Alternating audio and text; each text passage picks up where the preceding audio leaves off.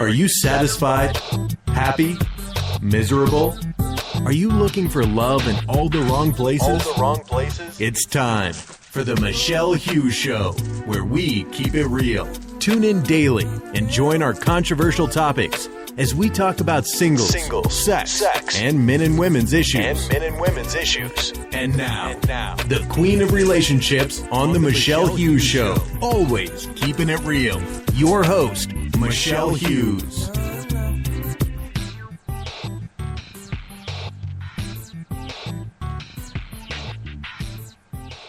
All right. I want to thank you all for joining us. And I just feel like saying yes.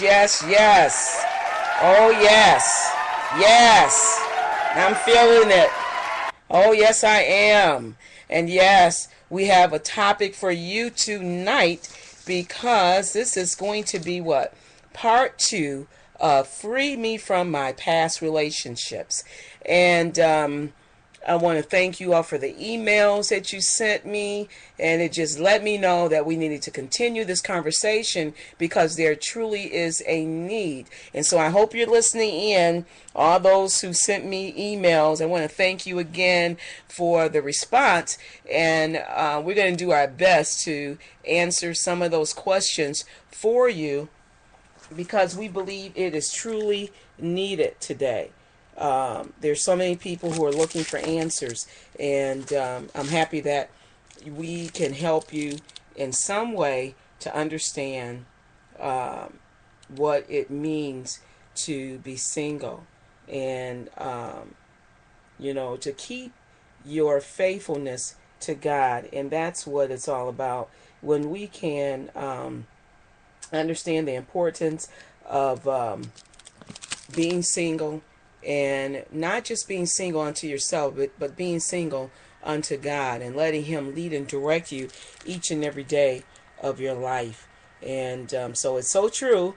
And I believe that it's going to help you stay single, but stay single in a sense of knowing who you are as a single person. And that's why we have single, sex, and satisfied, because we want you to be satisfied in the state of singleness. We don't want you just to be out here being single and doing what you want to do. Okay, I want to read something from First Corinthians, questions about singleness, and I'm going to start at I think I'm going to start at 32. It says, but I would have you without carefulness. He that is unmarried careth for the things that belong to the Lord, how he may please the Lord. But he that is married careth for the things that are of the world, how he may please his wife. And that's why we have this show, because we want you to understand that we care for, as a single person. Let me read that again. I want you to remember it's 1 Corinthians chapter 7, and that was verse 22. It says, but I would have you without carefulness. He that is unmarried cares for the things that belong to the Lord, how he may please the Lord. And this is our time to truly understand what it is to please God, not just ourselves, but He helps us to please ourselves by giving our lives over to Him, and He becomes the Lord over our lives. And sometimes that's the hardest thing to do. I was talking to my mother today, and we had a conversation about that, and how she was saying most people just really sometimes they don't care about themselves, and that's why they treat people the way they do. And I do believe that when she said that, I said, that was a mouthful that she gave me, because many times we do. It's so we can mistreat people. Because I ask myself, how can you mistreat a person who cares for you if you have God in your life? If He's orchestrating everything about you, how can you just go about doing things according to how you see fit, not according to what God is saying? And when you are pleasing Him, it's going to be hard for you to go around mistreating people. I don't care if the group is mistreating people. Sometimes we're in these cliques, and the cliques say, mistreat this person, don't like that person, hate on this person, why you liking on this person? I mean, come on, we got to stop that stuff. And as you get older, you really don't care about what people really think about you. You know, I used to hear old folks say that. But the older you get, the less you think about what people think about you. It's more about, if you love God, it's about pleasing Him and making Him Lord of your life. Because she made a statement. She says, everybody doesn't want to make it to heaven. There's a lot of people who don't think about heaven. And I'm like, wow, I never thought about that. You mean people really who go to church, say they love the Lord, don't think about heaven? Well, that's my whole reason why I do what I do. It's the reason why I believe I've lived the single life that I have, because I never knew the hour or the moment. And when I read that He never slumbers, He never sleeps, so He knows everything you're doing, even those things that you think you're holding secret, He sees you. So when I realized that, I'm thinking I'm only fooling myself if I go out here and sin and do what I want to do, because he never sleeps. He sees everything I'm doing. It's almost like having your mother and father follow you around, or your husband. You know, some of y'all watch up and say, why is he following me? I saw something today. I was looking at the news, and this lady was talking about I forget, one of the sports people, the wife was on there, and she was talking about how she met him, and she said, she asked her girlfriend, someone following me? And she said, yeah, I think so. Anyway, it was her husband, and that's how they got together. But I'm just saying, it was her future husband. Let me just say that. It wasn't her husband yet, but he was checking her out, and one thing led to another, and now they're married. Okay, so you single, see, stuff just occurs, and you just don't know how God is going to bring you to that special person. But if you just be patient, stop trying to help him out, trying to select the person you think is fit for you, and in the end, you're gonna find out, Lord, I wish I had never found this person. So, just take it slow. You singles who don't have anyone, you just by yourself. Don't look at it as bad as you think. Matter of fact, I keep telling you, it's the best thing that could ever happen to you, is being by yourself and utilizing this time to get you together. Well, I have some questions, and I keep saying questions. I really have letters for you all, not questions. I have some letters from people who have emailed me, and I thank you for emailing me, because you really keep the show interesting, because it lets me know that someone's out there listening and they are receiving what I'm giving them, and that's always a plus. Okay, so if you like to email me, the email address is single, sex, and satisfied 365 at gmail.com. Again, that's single, sex, and satisfied 365 at gmail.com.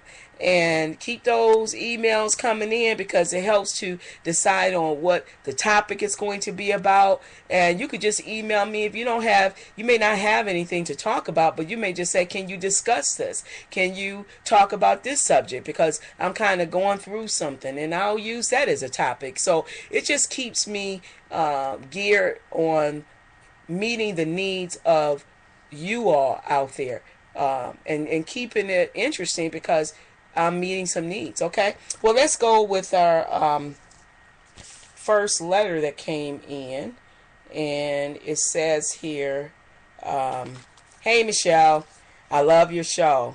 My name is Sherry. My DJ name is DJ Slick Force, and I'm single. I don't know how to break this curse.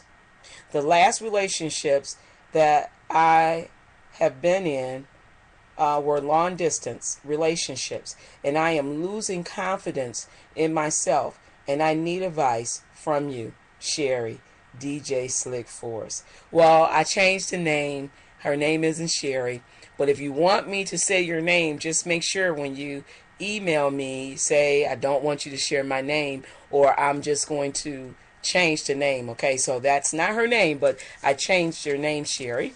All right, well, Sherry, how can I say this to you? Sometimes we may feel like there's a curse on us. And when you feel like there's a curse, or, things are not going the way you think they should go, you feel like there is a curse. And a lot of times the enemy is coming in on you. And I'm going to say the enemy, and sometimes it's for your good, because I believe God teaches us through every situation that we may go through. So you may see it as a curse, but it really is a learning experience. And that's how I've always looked at any situation that I've been in when I've dated. I never looked at it as a bad situation. I always looked at it as a learning situation. So sometimes we have to reprogram how we look at our relationships. If you go into it with a negative mindset, that's what you're going to get out of it. But if you begin to tell yourself, I don't have to think negative. I can think more positive about these relationships. Now, I have dated long distance in relationships, and those are kind of tough because you can't see them when you want, and basically it's by phone.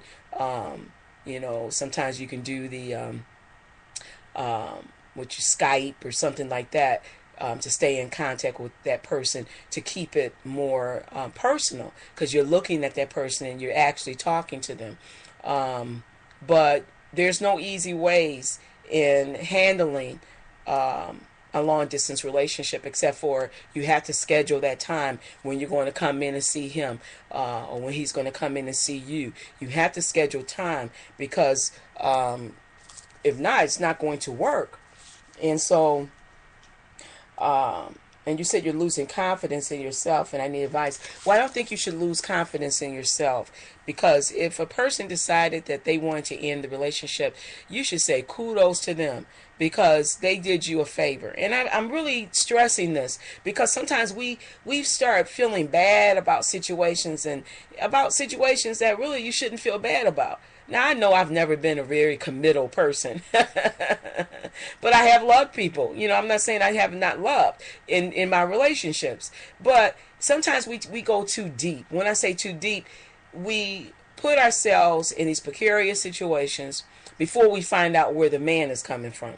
You got to find out, let them take the lead, and you go from there. If they're not making any moves, don't you make any moves. If they're not basically telling you how they feel, why are you sharing how you feel? I believe the man should take the lead. And I believe that's why some of you are having bad situations. I never had bad situations because I always let the men take the lead. I listen to them.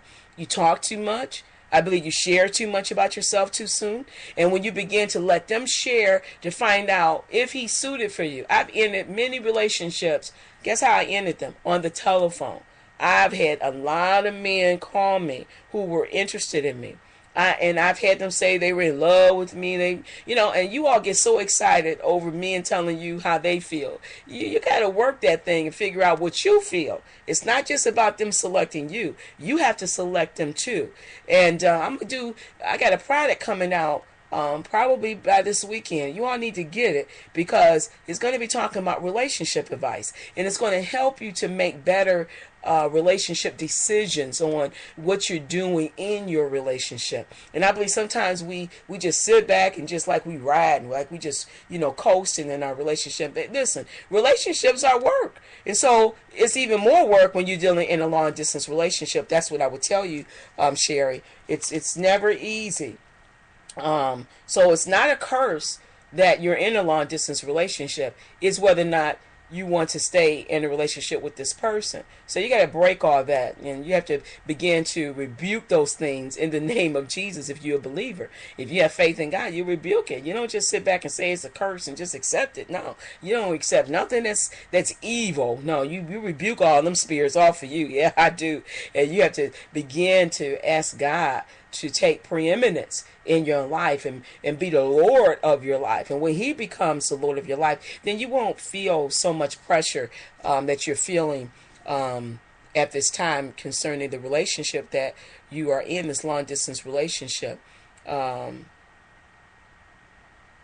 And you say you don't know how to break the curse. So I don't know. And you say I'm losing confidence in myself and I need advice from you. I don't know if you're still in the relationship, Sherry. So you need to write me back and let me know if you're still in the relationship, and really how can I help you? Because I don't know. You kind of say you're in the curse. You feel like your curse is over you, but we're going to rebuke that right now. In the name of Jesus, we rebuke that curse off of Sherry, and she's going to begin to ask you for wisdom and guidance concerning how she should deal with the relationship that she's in.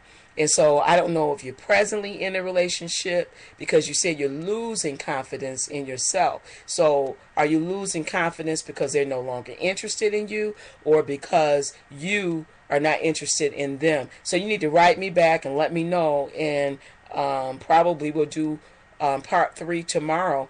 And if you email me, I can give you some more answers concerning how I can help you a little bit better, because you kind of like haven't helped me in how to direct your answer. So I just need you to email me back, and probably tomorrow we'll do part 3 on free me from my past relationships. Well, we're going to go to a commercial break, and we're going to come back and answer those other letters that you all sent me.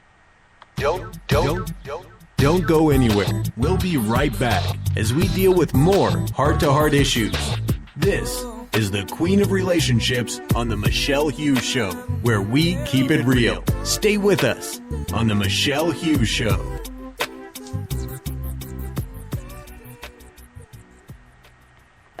It's the Michelle Hughes Show.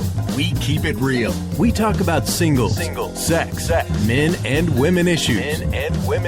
Come join the conversation on the Michelle Hughes Show. Are you satisfied, happy, or miserable? Are you looking for love in all the wrong places? Well, tune in daily and join our controversial topics. She is the Queen of Relationships on the Michelle Hughes Show. She keeps it real. Don't miss a show with Michelle Hughes.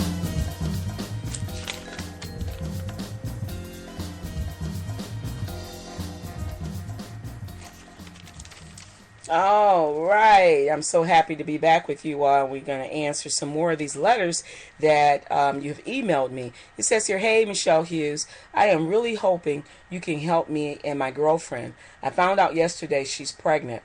Now, we broke up for a while and she was seeing other men. Should I make her take a test because she is saying this is my baby? Am I wrong? Please help me, Jerome." Well, Jerome, I just think it's only right that you know for sure if this is your baby, since you feel that she's been out with other men and you all did break up for a little while. So no, I don't think you're wrong by saying, honey, I think you need to take a test, because I just want to make sure this is my baby, because you know for a little while we broke up, and and I think it's only fair to me that I know for sure this is my baby. And if she has issues with you challenging her on that, then what would she be hiding? I mean, she knows the situation. She knows that she was with someone else. I mean, it's just like almost it being in a whoa, yeah, it's like being in an auto race. At some point somebody's gonna win, somebody's gonna lose, and in this situation there's no win or lose until you find out for sure this is your baby. And so I would say emphatically yes, Jerome, have that test. All right, let's see here. The next one is, "Hello, Queen. I am writing you for some answers. I am really enjoying listening to your advice. Now, I don't hear you talk about gay relationships.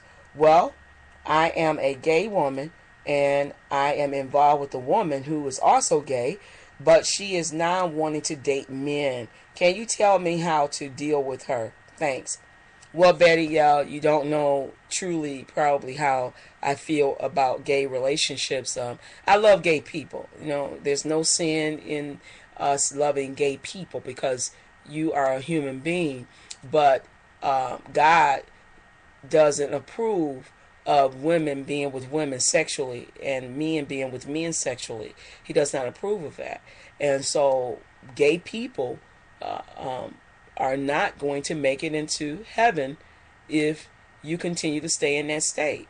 And so maybe this is a good thing that maybe she came into some truth to realize that her lifestyle is not of God and it's not pleasing before the Lord. And so if it's not pleasing, then what you have to do, you have to, understand what you need to do is talk to her, find out exactly what happened. Why is she made her change to go to men and stop dating women. Maybe you need to find out why she made that decision to do that.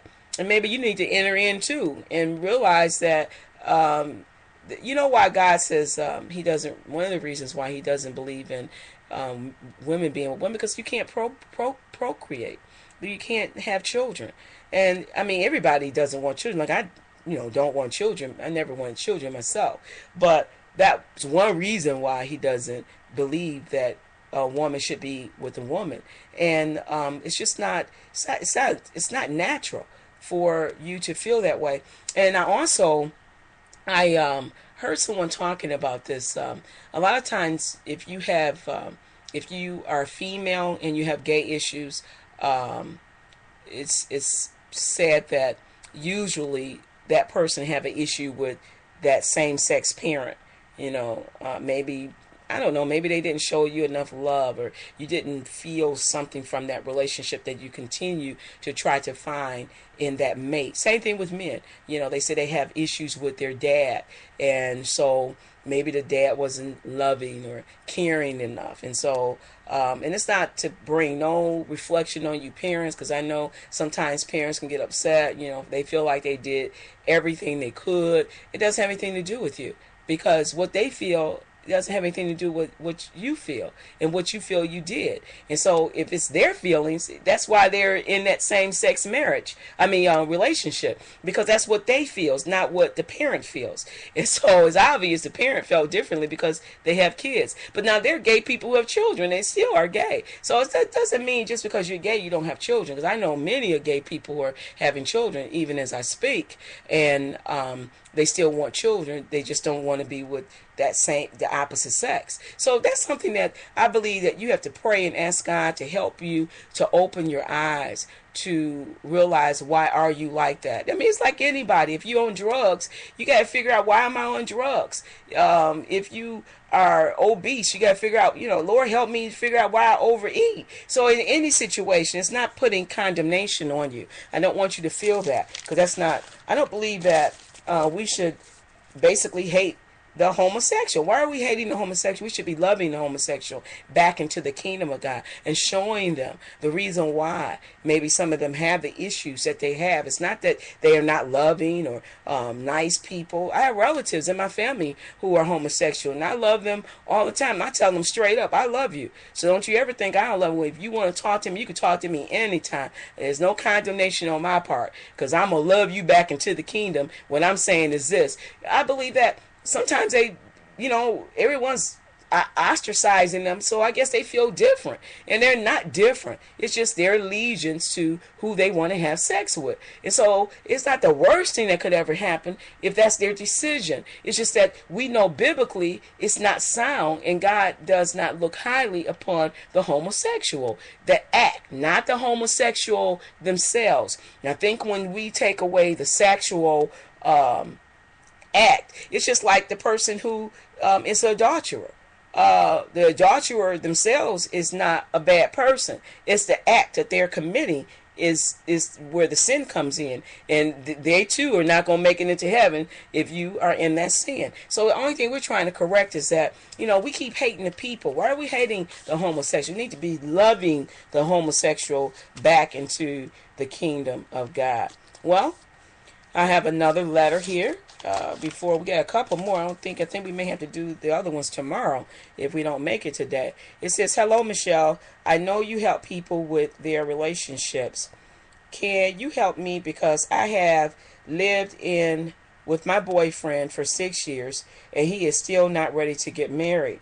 And I have 1 child with him and 2 from a previous relationship. What should I do? Dolores." Well, Dolores, I would tell you that you said you have 1 child with him and 2 children by a previous relationship. You can't put pressure on a person to marry you. That's number 1. Let me take that back. You can put pressure on a person to marry you, but is that what you want? Because I've seen people put pressure on people, and then down the road they may stay married maybe 2-3 more years, and next thing you know they're breaking up because they put pressure on that person. It wasn't their decision. That person sometimes felt guilty because they did have children with that person, so they felt obligated to marry that person, and that person started making them feel obligated, like, well,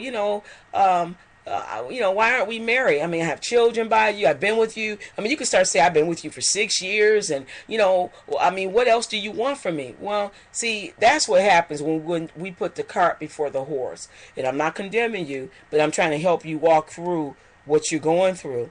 That's why God is not trying to keep us from love or stopping us from being in relationships. It's just that down the road, we are going to make some mistakes. And just what happened. You're having sex with him.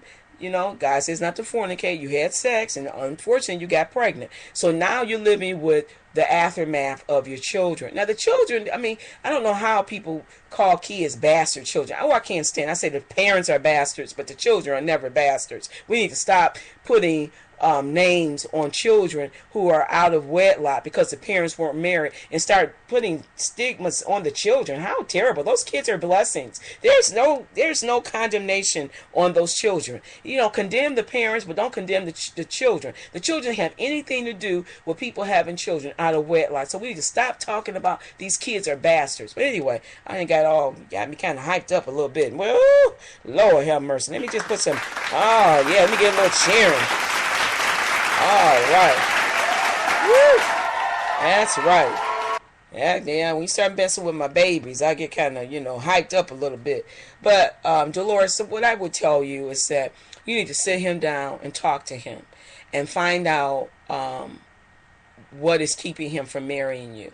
Ask him some questions. Ask him, does he desire to be with you? And then, does he care about you? And what are some of the things he care about you? Ask him questions. I can't answer all those things. You know the things to ask him. You know the relationship that you're in. You know how you got with him. You can start saying, honey, the things that we did before we moved in and now seem like things have changed. So what should I think right now? Our future, is there a future with you? And that's what you need to just make it clear. Do we have a future? Because if we don't have a future together, there's no need in me continuing in this relationship with you. I can just, take our children, pay your child support, take care of your child, and we can move on. Because it doesn't make any sense for us to continue in a relationship that's not going anywhere. But if he tells you some of the things that maybe he's saying, I want to finish this before we get married. I love you, baby, but I want things in order. And if he give you a deadline, maybe he says, in 6 months, we can do it. Or maybe a year, we're going to do it in a year or whatever. But listen to him. Don't put things into his head. You just ask him questions. Then begin to take notes in your head what he's saying, and believe what he's saying. Don't try to say, oh, it's going to get better. No, believe what he's saying when you're talking to him. Because a lot of times we don't want to accept when a person is telling you that they don't want you. People, they listen to the preacher with the preachers of L.A. And I was listening to Bishop Noah Jones, and he basically was telling the young lady that he didn't want her, but she continues on listening to him. And I'm thinking, and then when he tells her he didn't want to get married, I'm like, it shouldn't be a surprise because he kept telling you, I don't want you. And sometimes we need to listen to what the person's saying because they're telling you exactly what they mean. And I don't know why women don't take men seriously, because one thing I can say about men, when they say something, generally they mean what they say, and they say what they mean. And I don't know why we keep trying to undercut them and think, oh, I'm gonna make him think different. You can make him think different, but I guarantee you're gonna get the same answer. He's not gonna marry you. So I don't know what your situation is, Dolores, but we're gonna talk about it a little bit more tomorrow. I want you to sit down, talk to him, and ask him those questions that you need to write down to ask him that is on your heart. Oh, I can give you some questions, but they need to come from your heart. You know those things that's really, it's like, oh, you feel like, fire on the inside of you. You know what I'm saying? You want to just like, boom, yeah. Yeah, you feel like booing him. You know, you feel like almost like you in a crowd filled with an arena, because that's just how loud that pain is for you, because it becomes painful in the end. Well, we're going to do part 3 tomorrow. I want you all to email me if you have some questions. We're going to continue this conversation tomorrow. Free me from my past relationships, part 3. Well, until tomorrow, keep it real. Thanks for tuning in to the Michelle Hughes Show. Join us daily for more hot topics with the Queen of Relationships. Always keeping it real. See you tomorrow on the Michelle Hughes Show.